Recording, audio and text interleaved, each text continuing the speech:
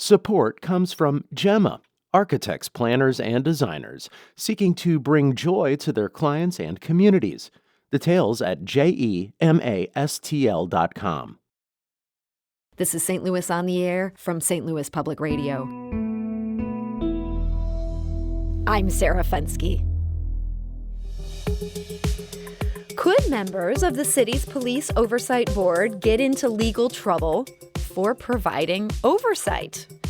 Could two controversial developers be off the hook for wire fraud due to shifting interpretations of federal law? And what will happen to a Missouri woman who violated the terms of her pretrial release by concealing a grown chimpanzee in her basement? This last month has brought many fascinating questions involving the judicial system to the fore. And today, our Legal Roundtable has convened to try to share some answers. Yes, we're joined by three top attorneys willing to share their expertise to help us make sense of the confusing world of the law and maybe even disagree about it. That's the thing about the law, and that's why we need a whole panel to help us see things clearly. And so anchoring that panel today is Eric Banks. He's a former city councilor for the city of St. Louis and an attorney and mediator at Banks Law. Eric, welcome back. Thank you. And we are also joined today by Sarah Swatosh. She's a labor and employment attorney who's in private practice at the law office of Sarah Swatosh. Sarah, welcome. Good afternoon. And last but never least, today we are joined by Dave Roland, Director of Litigation at the Freedom Center of Missouri. Dave, welcome. Always a pleasure, Sarah. So, Dave, I'm going to start with you on this one. City Councilor Michael Garvin told the city's Police Oversight Board that it needed to stop providing oversight. Garvin wrote a letter to board members saying that state law has, quote, effectively eliminated their authority. That's the new state law that puts city police back under state control. The law includes potential penalties for any city official who, quote, impedes, obstructs, hinders, interferes, or obstructs police employees. And so, if Oversight Board members were to affect what had been their mandate, they could be seen as impeding or obstructing or hindering police business. And anyone who runs afoul of this law faces monetary penalties and disqualification for future city employment. It's clearly designed to get people's attention and get them to stand down. But if we're talking about impeding the police, just providing oversight to them, could there be a First Amendment issue here? Is this law constitutional? I think that the law is very definitely not constitutional, at least the way as it sounds like it's been interpreted. So there are actually two statutes involved here. One is the statute that specifically authorizes the creation of civilian oversight boards. And that statute says that these boards are allowed to receive and investigate and make findings regarding potential police misconduct. Then you have this new statute, and it does say that you can't interfere with the functioning of the police, the boards of police, or any officer, agent, or servant thereof.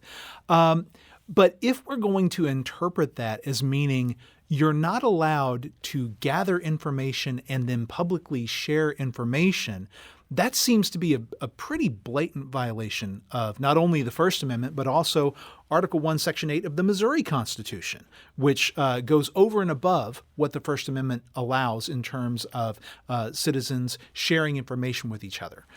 So I honestly, I'm a little bit baffled at the suggestion that as long as the Civilian Oversight Board restricts itself to powers that it seems like they're specifically given under this one statute, I don't know how that could be seen as unlawfully interfering with police. And if it is seen that way, then I don't see how it can be squared with either the U.S. Constitution or the Missouri Constitution. So one explanation I was given as I kept expressing outrage and shock about this law is that apparently there's some mechanism under this state law that gives the state control of the city police that will create some sort of new oversight board. And so it's just the old oversight board that's not allowed to have oversight.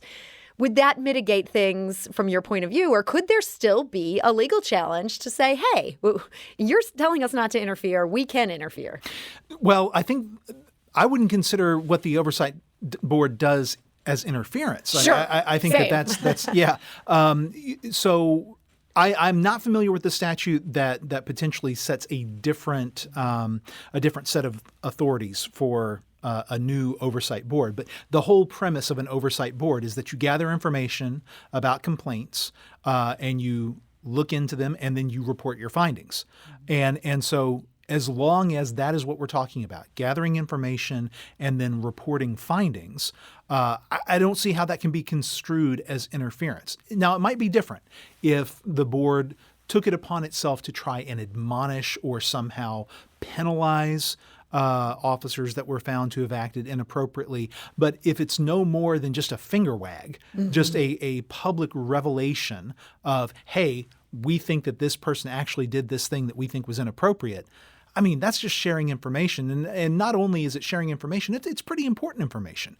People need to understand the way that those who have been vested with authority are exercising that authority so that if they're doing so improperly, the people have some way of holding them accountable. And so I just don't see any way that it could be constitutional to tell an oversight board you're not allowed to share this information publicly. So, Eric Banks, you have been the city councilor for the city of St. Louis. I have no doubt this is a really hard job. You've got a bunch of competing factions. You have these boards hopping around, causing trouble for city employees, or at least maybe that's how the police department would see it. Was the city councilor here just wrong-minded? Well, first of all, when I was city councilor, one of the hardest decisions I had to always reach was who is my client under these circumstances, because the city departments did not necessarily agree with each other in lockstep fashion. And in fact, we had one attorney who was basically assigned to the comptroller's office, and I was kind of sort of doing the mayor's bidding, and we got in arguments all the time. So it's very difficult. It's similar to the type of problems that you have as a corporate counsel of a corporation, where the nebulous corporation is your client, but you have these different factions in a corporation who have their own agendas. I think that if I was Mike Garvin, who certainly I respect, I would have been a little bit more nuanced, kind of like, hey, this is an issue. We need to be aware of it. It's continuing to evolve. Just make sure you don't overstep your bounds. As long as all you're doing is gathering information and sharing it, it's okay. Just a friendly reminder. I feel like if the city councilor had sent that sort of letter, we would have never been writing about this at St. Louis Magazine. The Post-Dispatch would not have been writing about it. Maybe that makes, in and of itself, this is a pretty good way to handle this problem legally. Dave?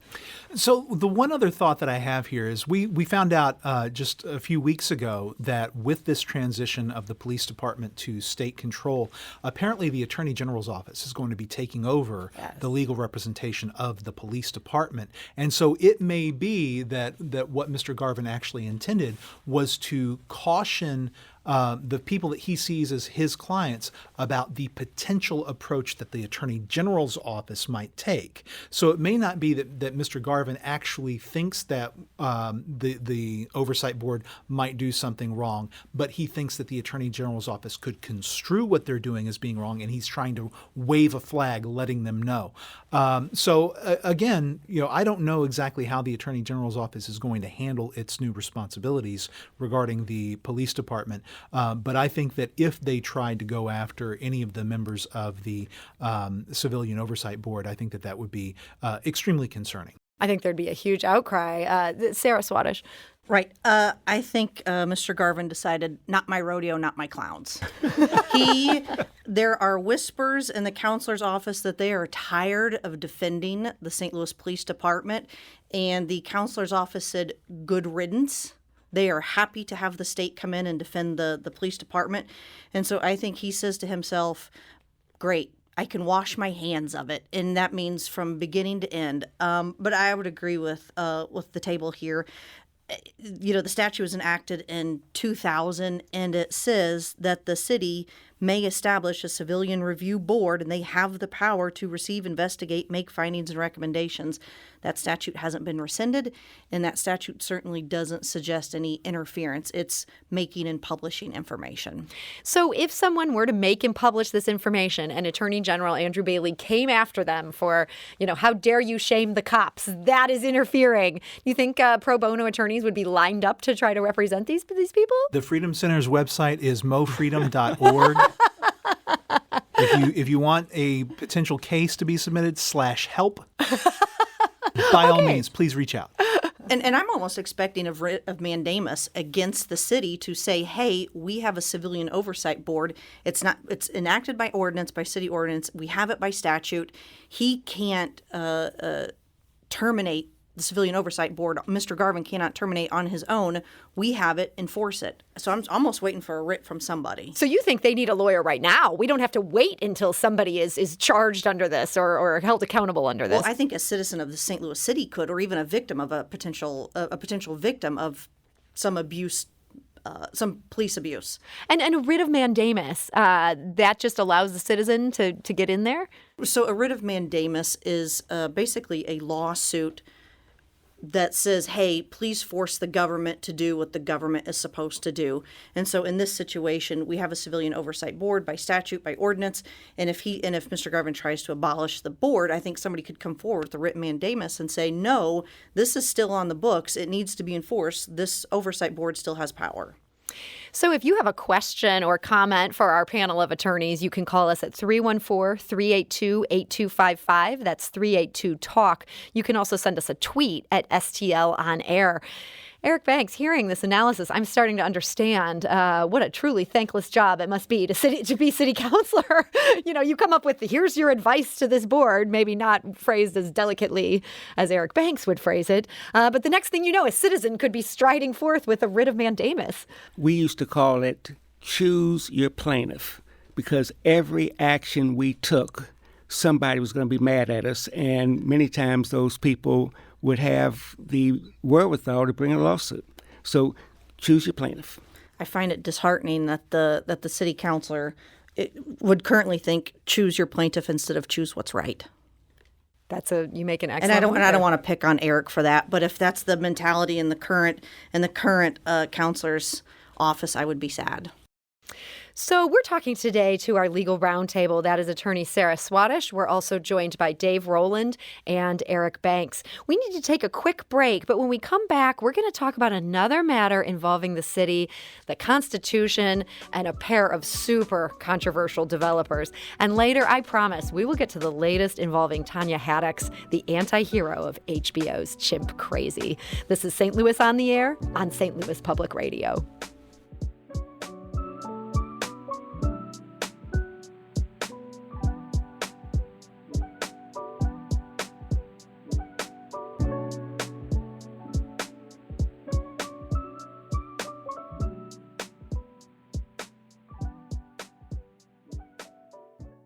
This is St. Louis Public Radio. Support comes from Parrott Corporation, a general contractor seeking professionals who want to make a difference in the community.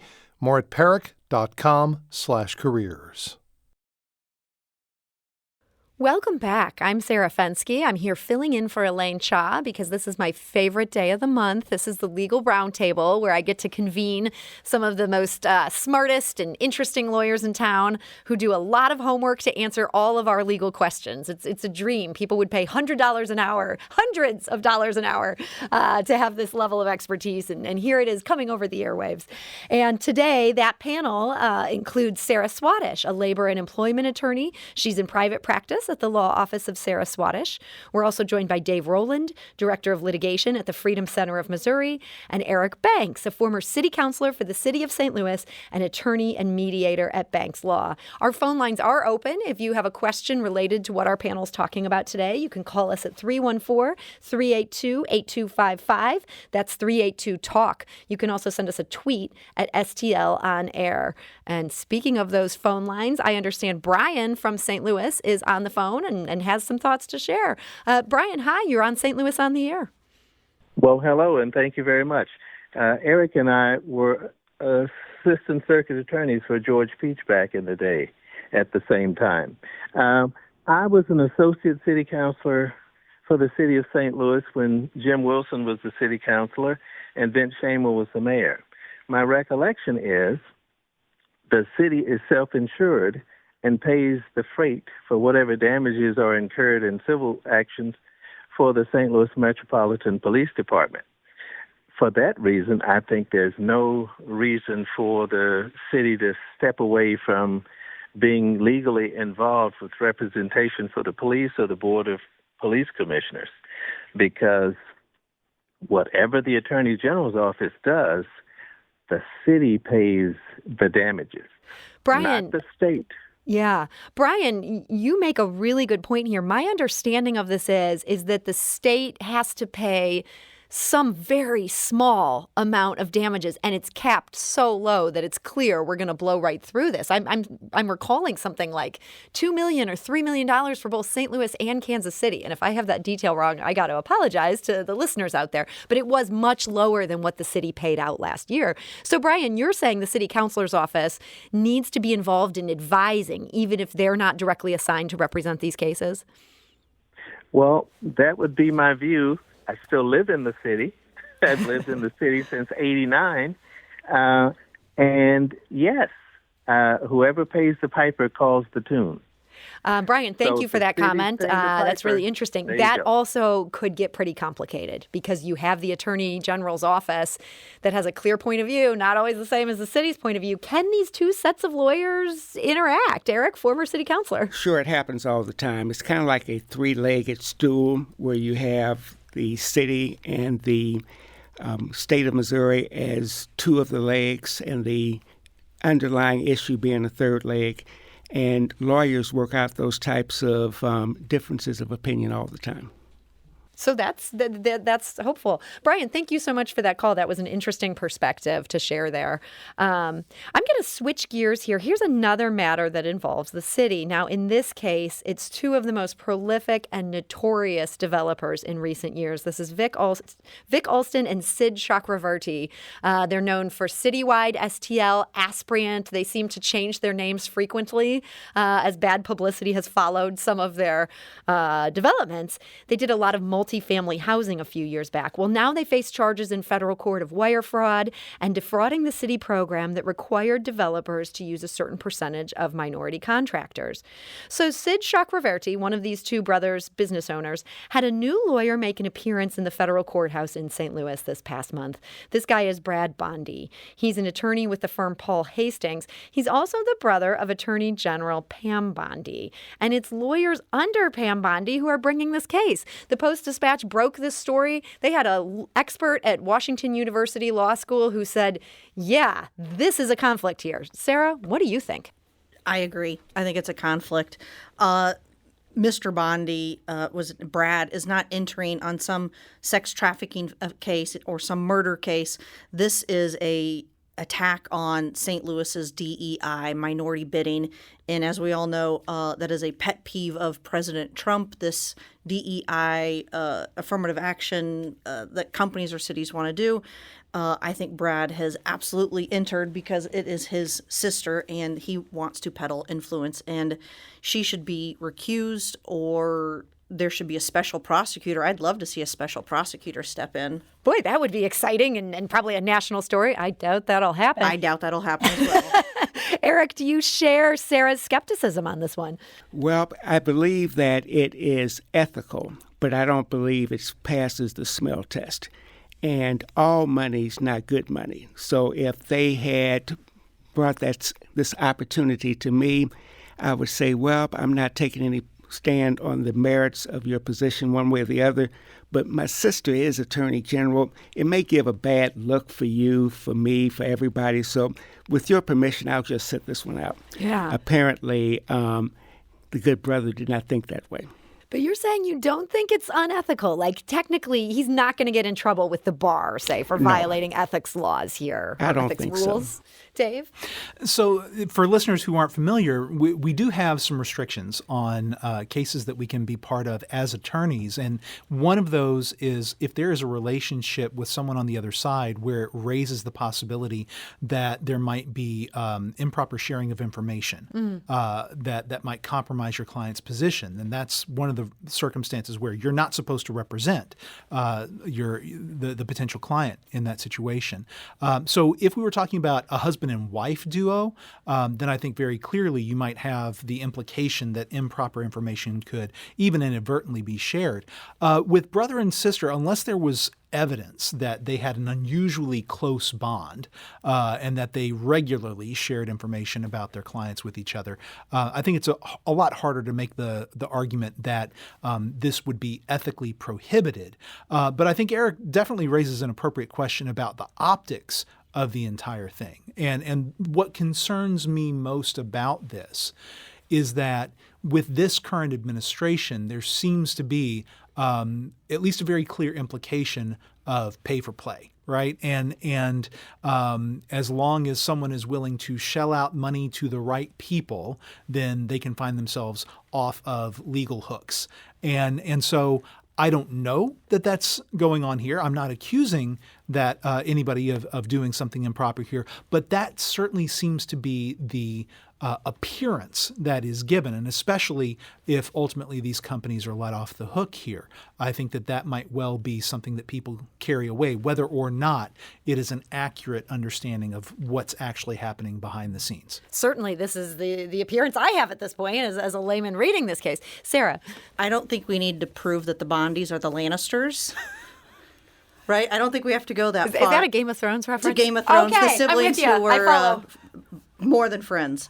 I don't think we have to prove they're Lannisters. I think, the purpose of the ethics is for any undue influence or bias. It's not simply the sharing of information. So if Mr. Bondi enters and says, wink, wink, it's my sister, I can get these claims dismissed, and she is providing bias for her brother to help him win his case, that's enough. So I do think that there's an ethical violation, but I put the ethical violation on Pam Bondi, not on Brad Bondi.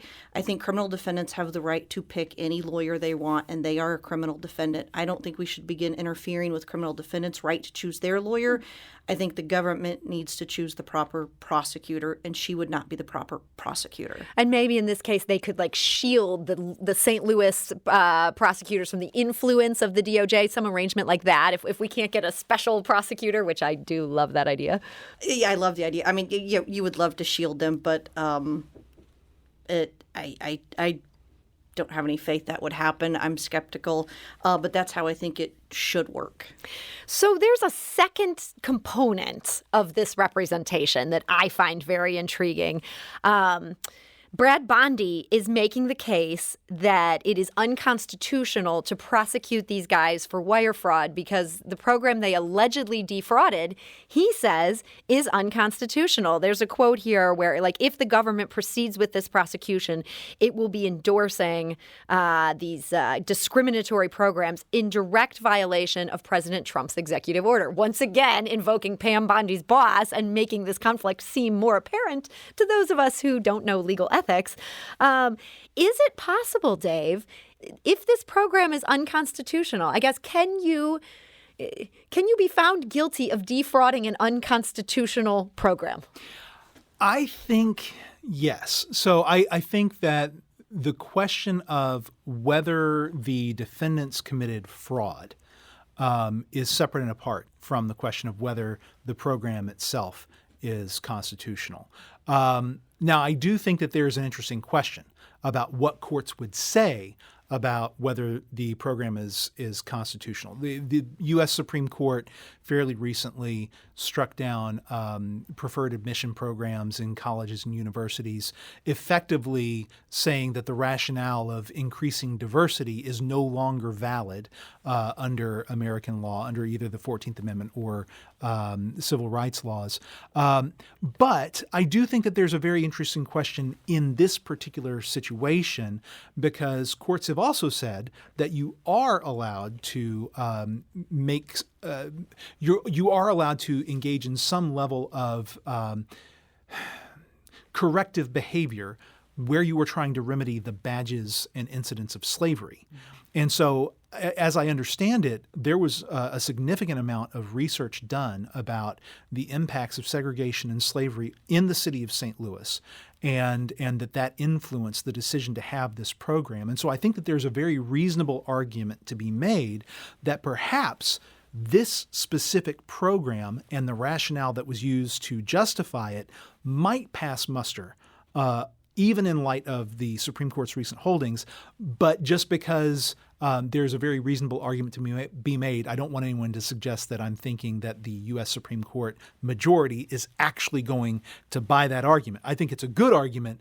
I don't necessarily know that it's a winning argument with the U.S. Supreme Court as currently composed. Okay. I'm wondering if either of you would argue with that, if you feel like, yeah, they might be striking down DEI-type programs left and right, but this City of St. Louis program, this could well be a program that could pass muster with them. So the first issue is, can the defendants be prosecuted under a law if it's found unconstitutional? And I think the answer is no. You can't violate a law that is already unlawful, even if it's defrauding it. So I think if they are able to get the court to agree that the DEI program is unlawful, I think they're going to be off the hook.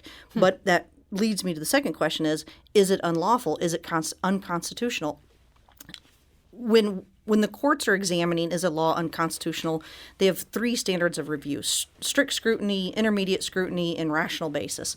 Strict scrutiny is the most rigorous standard, and it essentially means the government has to have a compelling interest, whereas rational review is, well, is there a good reason to do it? And anytime it comes to race relations or race laws that have a race component to it, it always gets strict scrutiny. And under strict scrutiny, there has to be a compelling interest. And in here, it's not simply, we want more diversity. That's not going to pass strict scrutiny. The quotas, we know, have been repeatedly struck down. That doesn't pass strict scrutiny. So what the city has to do is come in and say that this DEI program is directly tied to the harm, and it is directly tied to fixing the harm. And I think the city can do that. They had a St. Louis Reparations Committee that did work for 2, 3, 4 years, and they found specific harms such as the Del Mar Divide, chronic underfunded education. They determined redlining, which was back in the day when African Americans weren't allowed to buy in certain neighborhoods. Restrictive covenants wouldn't permit it, and the banks wouldn't allow it. And so I think this developer coming in to develop homes is directly related to redlining, directly related to Del Mar Divide. I think the St. Louis Reparations Committee found very specific incidences of race discrimination, and this program was intended to remedy it. So I think it can pass constitutional muster, and I think if it gets to the U.S. Supreme Court, I'm going to hold my breath and maybe turn blue, but I think we could get a very slim 5-4 affirmation of this program. But I think the conservative justice will carve it out like crazy, and they won't say any city gets to do that. But I think St. Louis has a very, I won't say unique, but I think it does have a very well-known, complicated history of racism. And so I think St. Louis could squeak through. We could be the one. Our special problems will set us up. I think the real question is, would the city have the stomach to defend this program? I'm already hearing rumblings that we may not have the stomach to defend this at this point. But, Eric, thoughts on this? We've gotten two pretty good arguments from two different panelists here.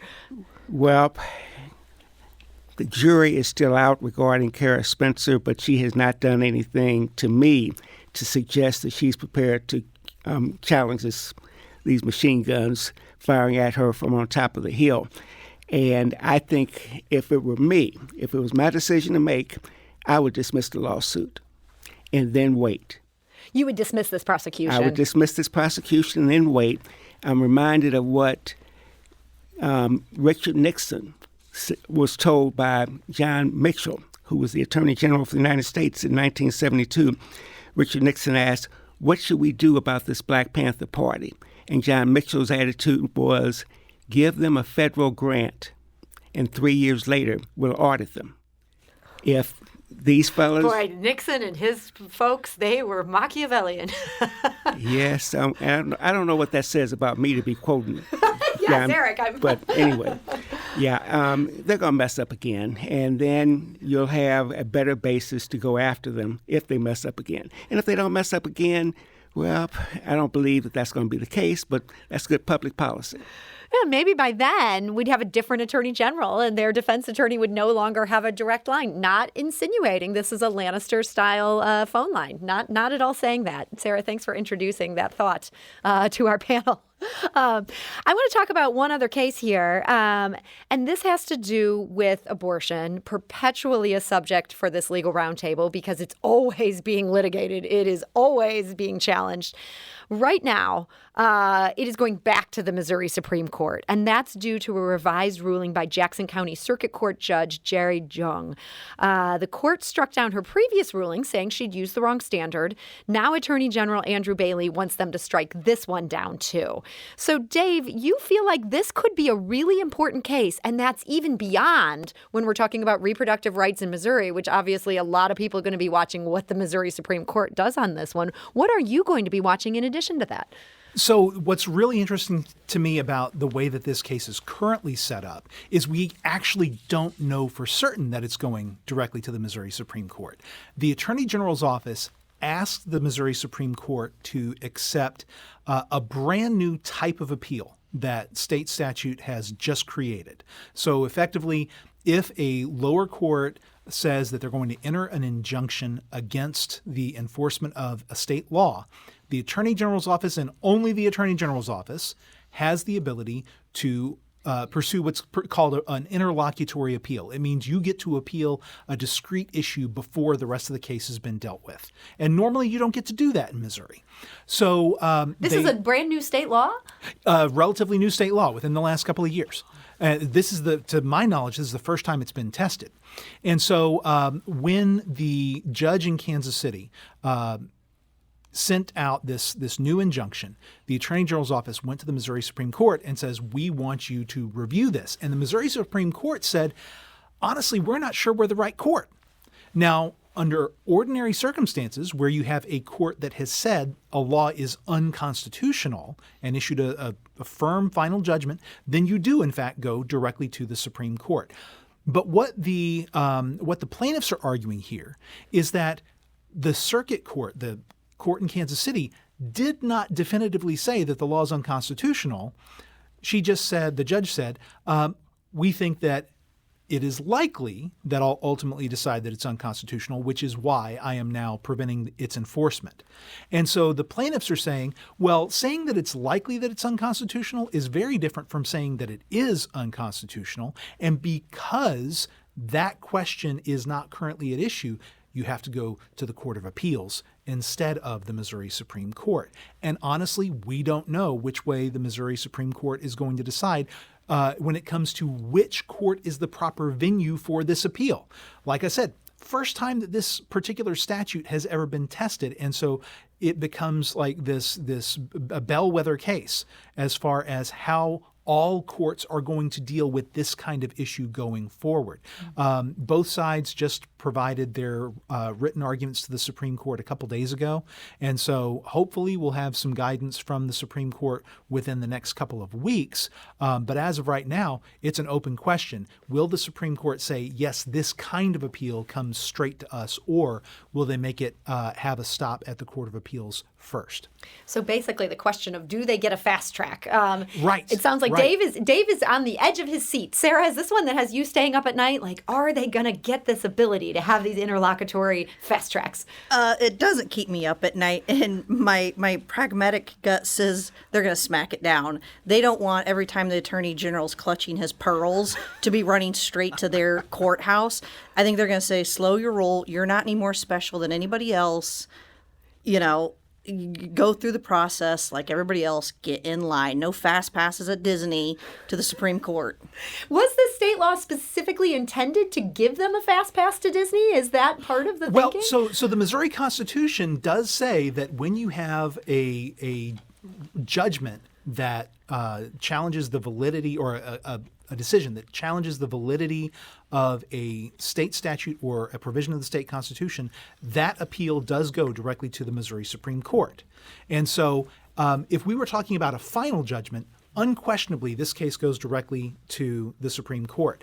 But this question of whether this interlocutory appeal that does not directly decide the question goes directly to the Supreme Court. That's where the rubber meets the road. And as a constitutional attorney, where I regularly challenge state statutes, et cetera, this has a huge impact on how I'm going to practice going forward. Because generally, I prefer going straight to the Missouri Supreme Court. It's quicker in getting these things resolved. It's cheaper for all parties to have a definitive answer from the Supreme Court instead of going to the Court of Appeals where maybe not that answer ends up being final. And so I love the idea of being able to fast track things to the Supreme Court unless it's an issue like the ACLU is facing in this case where maybe it's better for their clients to have a little bit of a slower course.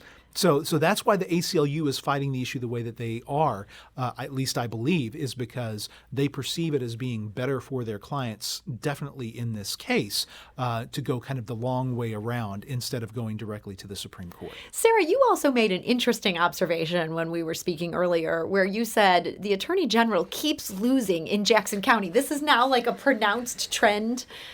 Yeah, so in part of the appeal, he's trying to get the case moved to Cole County, which is Jefferson City.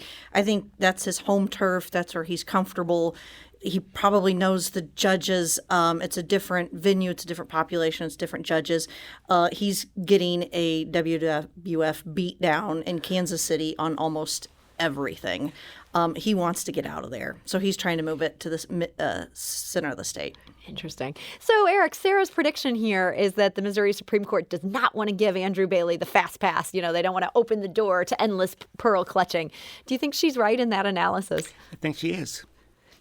Well, Sarah, you get a vote there. We're going to see what happens here, and I hope I'll have the same panel so that I can hold everyone accountable on this one. We're going to take a quick break. This today, of course, is our Legal Roundtable. Eric Banks, Sarah Swatosh, and Dave Roland. When we come back, we'll talk about all the crazy details about, yes, chimp crazy. This is St. Louis on the Air on St. Louis Public Radio.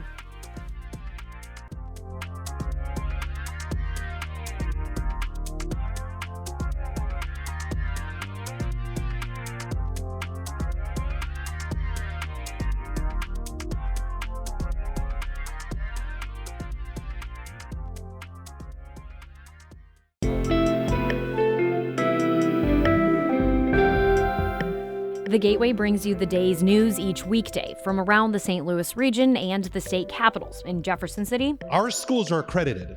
We don't need this bill. And Springfield. How many more years must pass before lawmakers see time is of the essence? I'm Abby Larico. Join me each weekday for The Gateway on the STLPR app or wherever you get podcasts.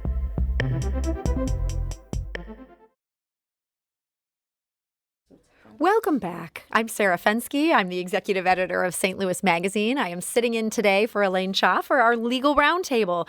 We have three great panelists today. I always learn so much from these guys.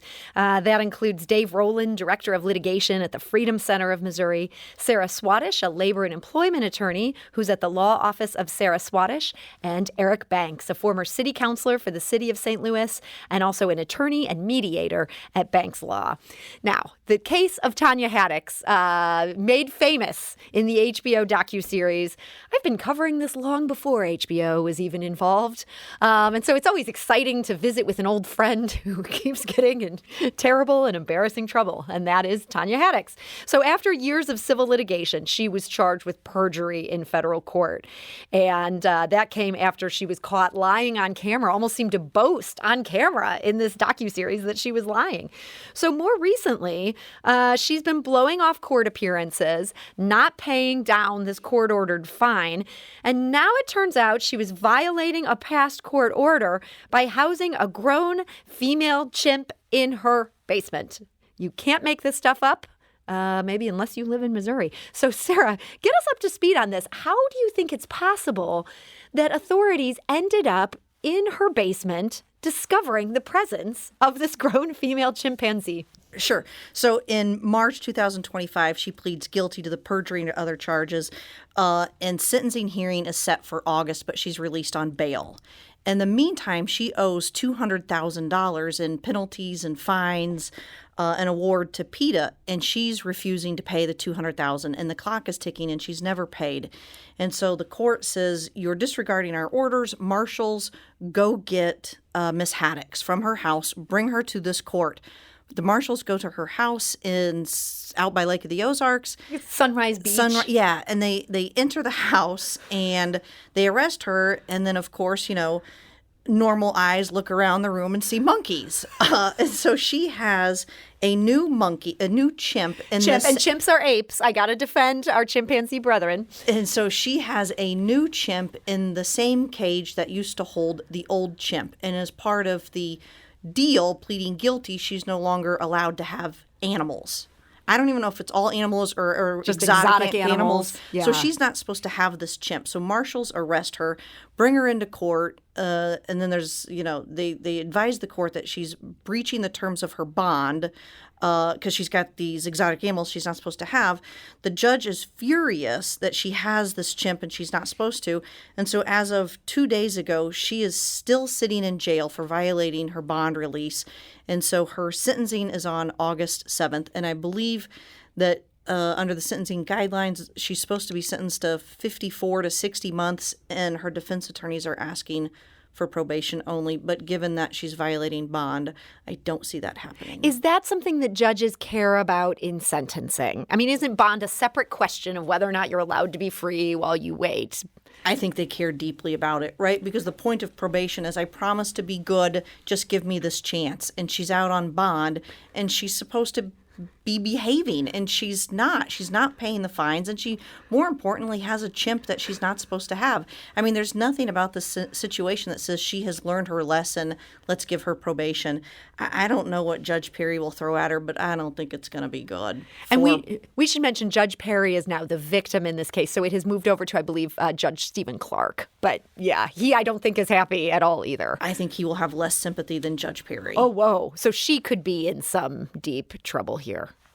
I wouldn't be surprised if she got the max. Wow. Do you know what the max is on this type of case? I think they said it's 51 to 63 months in prison. I wouldn't be shocked if she got on the 60 on the side of 60 months. Her lawyers are saying she has a history of family abuse and emotional trauma, and that's why she developed these connections to the animals. That's why she couldn't let them go. And I think, yeah, sure, I get it, but then you have a court order that says you can't have one. So any sympathy that we did have for your emotional connections to these chimps is kind of out the window. So on top of she wasn't supposed to have a chimp, she was supposed to be chipping away at the sizable fine from PETA.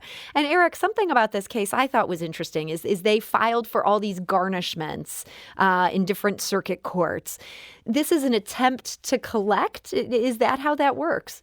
Yes, it is. And it gets to the old question. You have a deadbeat parent not paying child support. Would society's interests be furthered by putting this person in prison or letting this person out with the idea that at least maybe he or she could earn some money to pay it down? But when you demonstrate that you are flaunting the law and you really don't care, the pendulum kind of swings on the other side. Well, you're not paying anything anyway. We might as well put you in jail.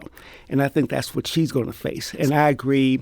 I think she's going to get closer to 60 months on this type of offense. So with these garnishment cases, I was looking at one of them on CaseNet, and it was proceeding apace, even separately from this criminal case. You know, she's not showing up for court. She's not turning over the financial records she's supposed to turn around. So this is a matter where separately somebody could end up in jail just for not paying attention to what they're required to do under a garnishment. Especially with facts as blatant as this one. Yeah. I mean, they're talking about contempt of court in one of the files I looked at. That ends up being a situation where somebody can end up jailed. Absolutely. It seems like she has just played every card she had so badly. It almost makes me have sympathy for her all over again. Dave, am I just too soft to touch here? Well, I feel sympathy for her attorneys. There you go. Because Yeah. you desperately want to. The old saying is when you find yourself in a hole, the first thing you have to do is stop digging. And it seems like Miss Haddix is just addicted to the shovel. Yeah. And she just keeps digging and digging. And if you're an attorney representing a client who continues to make these decisions, you have to provide the best defense that you can for them. But man, please make it easier on your attorneys, Ms. Haddix. Make it easier on them. Yeah, Justin Gelfand, who currently represents her, he seems like a real good guy. He's been good to journalists I know that have dealt with him. And yes, we have great sympathy for him in this case. She could end up being ordered to jail as early as Thursday, which is the hearing on the revocation of bond, is my understanding. And then, as you say, in August, she could have the book thrown at her. So in our final 5 minutes here, let's talk about one last case. A judge has struck down one of the city's few ordinances that attempted to govern firearms. The city's so-called unattended vehicle ordinance required people who left firearms in their cars to store them in a locked, out-of-sight container. And this ended up being challenged by a man who'd left his gun in his car, and it was apparently stolen while he went to Mass. Last week, Judge Joseph P. White ruled that the ordinance runs afoul of state law, specifically one that bars a city or county in the state from regulating anything to do with, quote, the use, keeping, possession, and transportation of guns. The city is now barred from enforcing it. Dave, can we have no gun laws in the city of St. Louis? Not unless they match pretty precisely the state statute governing this issue. So this is called a preemption statute. And it happens where the state legislature says, we do not trust local governments to make their own rules in this particular area of the law. So we are going to prescribe exactly what the laws are going to be in every community. And when you have a local government that attempts to innovate, that attempts to adopt their own restrictions that are not expressly authorized by the state statute, it's going to get struck down. That's exactly what happened here. Missouri has a very thorough and rigid preemption law when it comes to firearms, and St. Louis got outside of the boundaries, and the judge really didn't have any choice but to say, yep, this runs afoul of state law. And so here we are. Sarah, do you see any way the city could successfully appeal this? No. No. Okay. This is the end of the road. Yeah. I mean, Missouri's incredibly permissive when it comes to gun. We don't require a permit. We don't have mandatory background checks.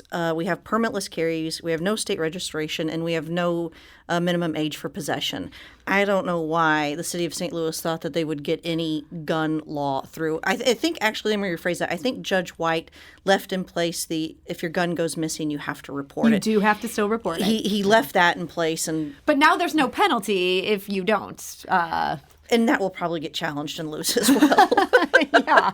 So, and it sounds like there's reason that the state could have a law like this. We can't have, I cross into Richmond Heights and suddenly I'm subject to different gun laws. That's part of the concern.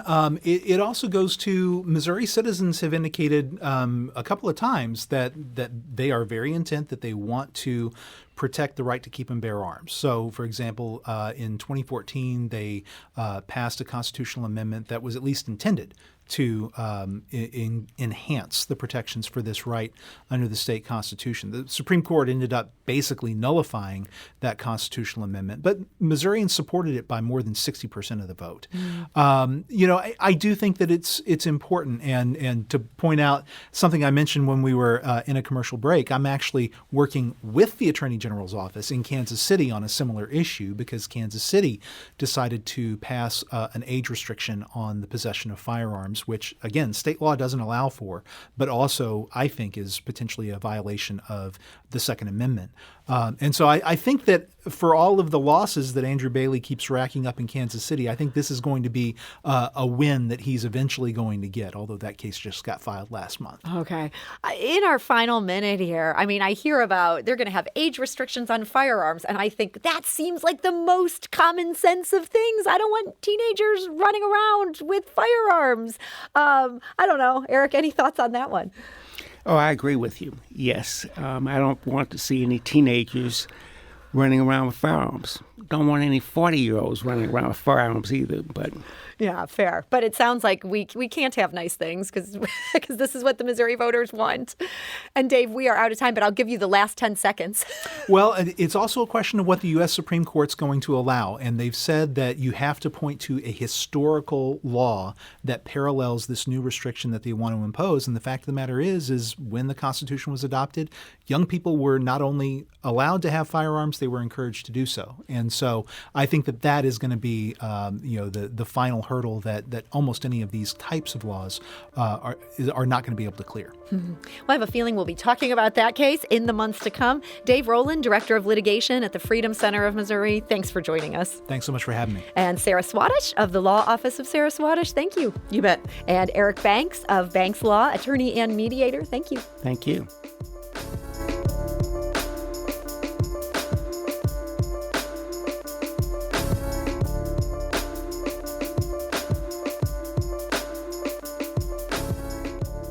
This episode was produced by Sarah Fensky. Our audio engineer is Aaron Dorr.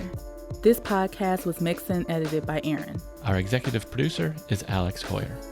St. Louis on the Air is a production of St. Louis Public Radio. Understanding starts here. Do you find yourself regularly listening to episodes of St. Louis on the Air? Suggest us to a friend you think might enjoy our conversations. And leave us a review and rating on Apple Podcasts on the App Store. It's the simplest way to help people discover our show. Thanks. St. Louis Public Radio is a member-supported service of the University of Missouri St. Louis.